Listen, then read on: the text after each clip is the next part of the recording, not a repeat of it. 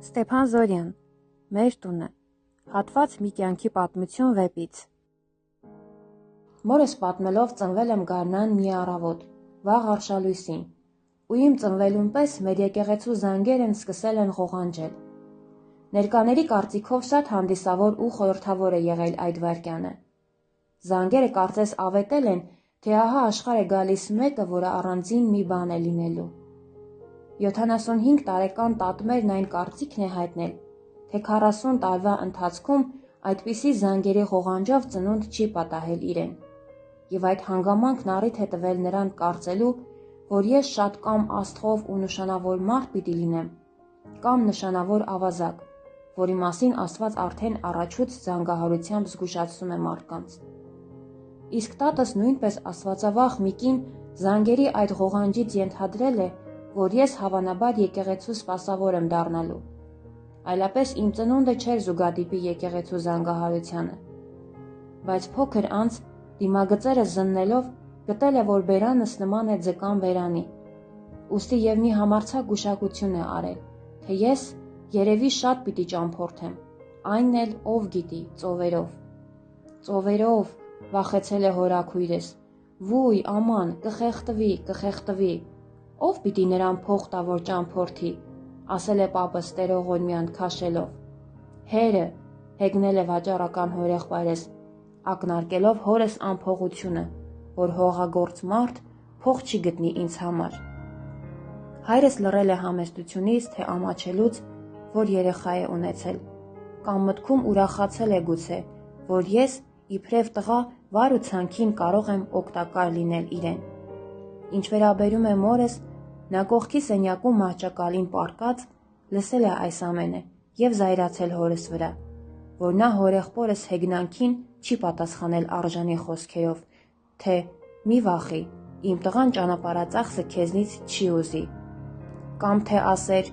ինքը կաշխատի, ինքը կճամփորդի։ Մինչ այդ տատմերն ինձ փաթաթել է բարուրի մեջ և տարել մուտքի դռան շեմքում կանգնել, երեսը դեպի արևելք ու սկսել խաչակնքելով. Տեր ամենակալ ու լույս արեգնակ, տվեք երկրիս խաղաղություն, թագավորած հաշտություն, ցավին թանկություն, հացին առատություն, էս երեխին էլ երկար արև։ Այնուհետև, թե ինչպես են վերաբերվել մերոնք ինձ, ես ոչինչ չգիտեմ, որովհետև ոչ ոք ոչինչ չի պատմել այդ մասին, բայց ես իմ մանկությունը հիշում եմ այն օրից, երբ մի կտոր շաքար ուտելու համար ծեծեցին ինձ։ Հիշում եմ ինձ օրինակ սպիտակ շորեր հագած, հիշում եմ մի աղբյուր, որից ջուրը թափվում է մերկ թրի պես շողշողալով, և մի սևազգեստ կին, որ ձեռս բռնած տանում է ինձ այդ աղբյուրի մոտով։ Սևազգեստ կինը տատս է, տանում է ինձ եկեղեցի, իսկ եկեղեցում զարմացնում են ինձ վառված ջահերը և տերտերը, մանավանդ տերտերը, որ չեմ իմանում, տատի է, թե պապի, կին է, թե մարդ, ու որոշում եմ, որ կեսը երևի պապի է, կեսը տատի։ Հետո հիշում եմ մի ցանկապատ, որի փշերը մագիլների նման բռնել են շորերս, չեմ կարողանում տուն գնալ ու լալիս եմ։ Այնուհետև կանգնած եմ մեր տան շեմքին, հանկարծ երկինքը տրաքում է, մեր հարևանի բардին բոցավառվում է երկինք հասնող կրակեսյունի պես և ճարճատյունով ընկնում, բարդու հետ ընկնում եմ և ես։ Կան և ուրիշ կտկտուր դեպքեր, որոնք մնում են դարձյալ առանձին և չեն կապվում իմ հետագա կյանքի հետ, իսկ շաքարի նշանավոր դեպքով միանգամից սկսվում է իմ, եթե կարելի է ասել, գիտակցական կյանքը։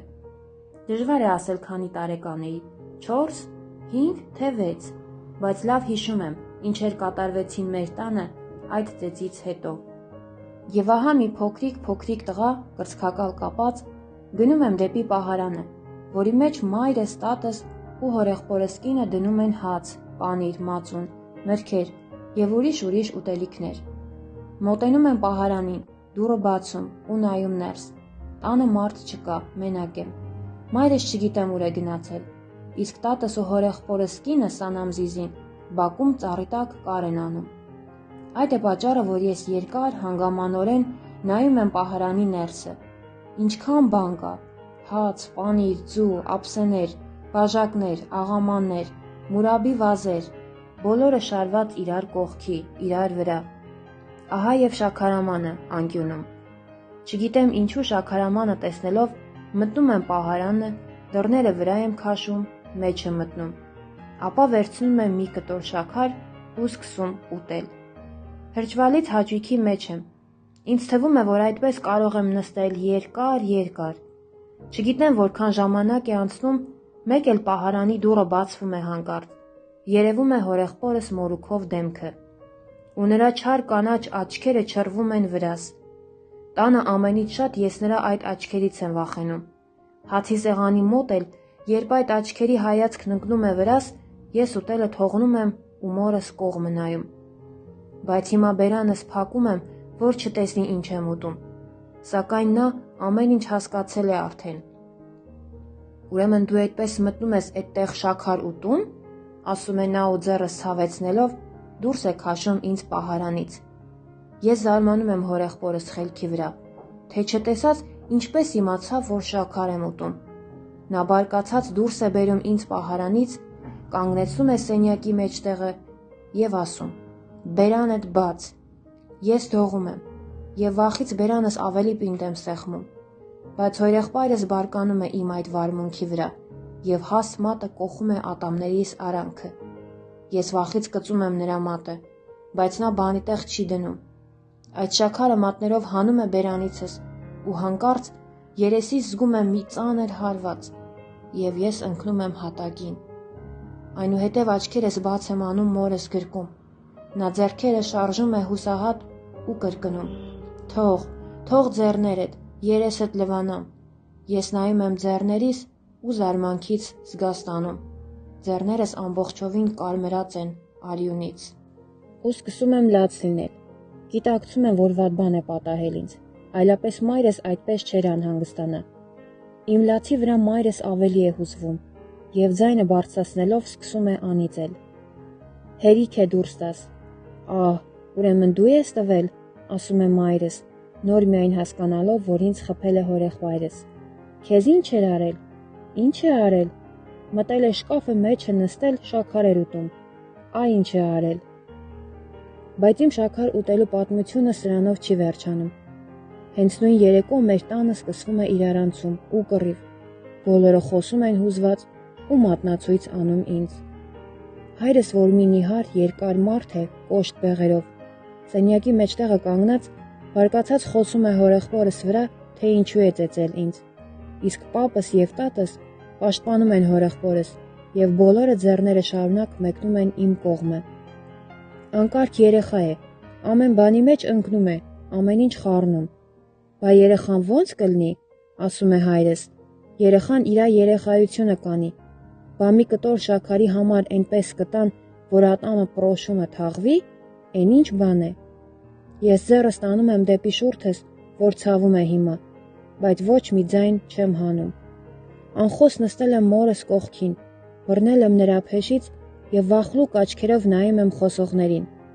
Այդ լինում է այն ժամանակ, երբ խոսողները ձեռնին մեկնում են ինձ։ Սակայն այդ վախը չունեմ հորիցս։ Մինչև այդ օրը ես այն կարծիքին էի, թե իմ պաշտպանը եւ բոլոր վտանգներից ինձ պահպանողը մայրս է։ Մի փոքր նաեւ տատս։ Իսկ դե ինչի համար էր հայրս, ես չէի հասկանում։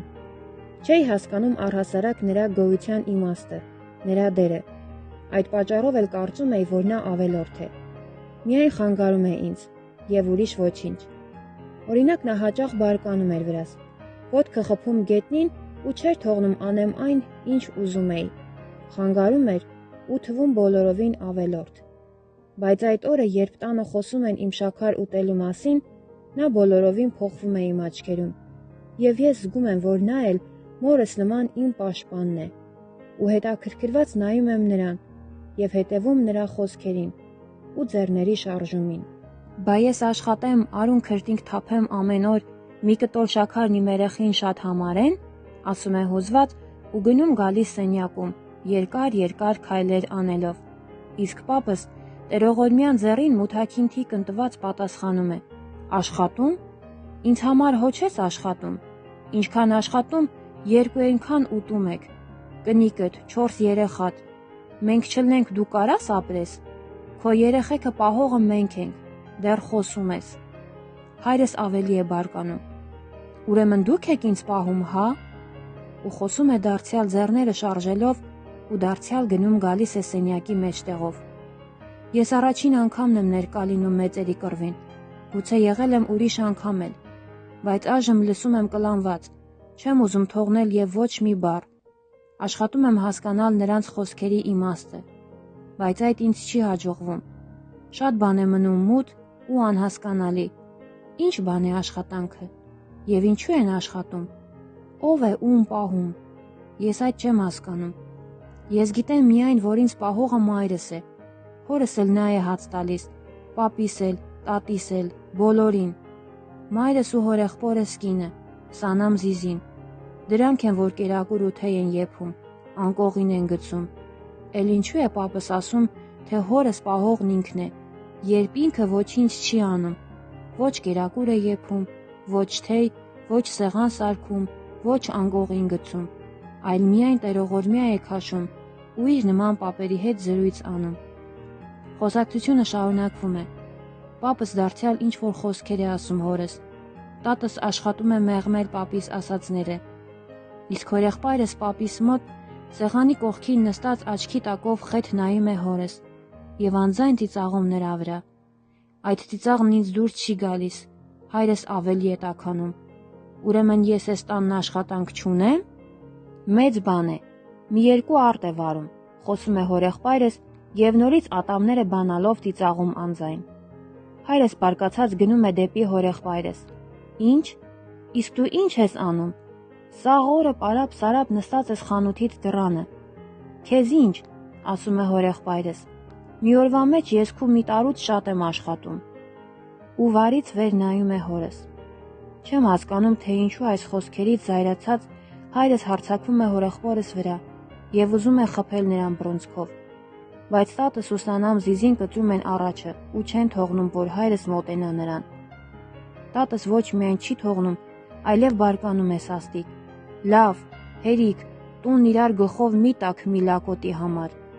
Եվ ձեռը մեկնում է իմ կողմն ու չանչում ինձ։ Ու շաքարը բկումդ մնար։